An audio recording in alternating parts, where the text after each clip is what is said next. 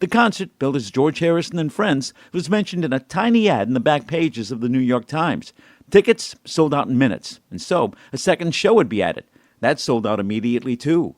And Harrison understood that whatever monies the concert could raise would be multiplied, perhaps exponentially, if they would be recorded for an album and filmed for a movie.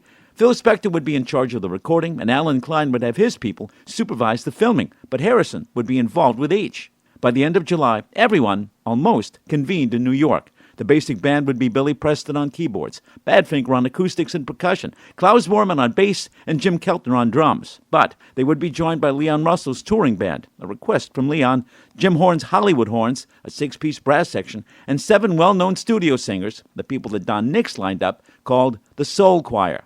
To augment that, George had to ask himself the question, what about the other Beatles? Though he was there, Ringo was initially hesitant to be a part of it, but ultimately he would leave the filming of Blind Man in Italy to join Harrison. George asked Lennon, who was initially interested, but apparently George wanted no avant-garde music in the show. Read that as no Yoko. She recalled John's reaction after the phone call that went on between the two Beatles on that subject. Even though she reminded John that this was for charity, according to Yoko, he would say, quote, "We're not doing it." "Why?" Yoko said.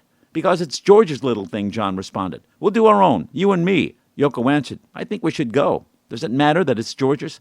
John was getting angrier and angrier, and he left the room. End of quote.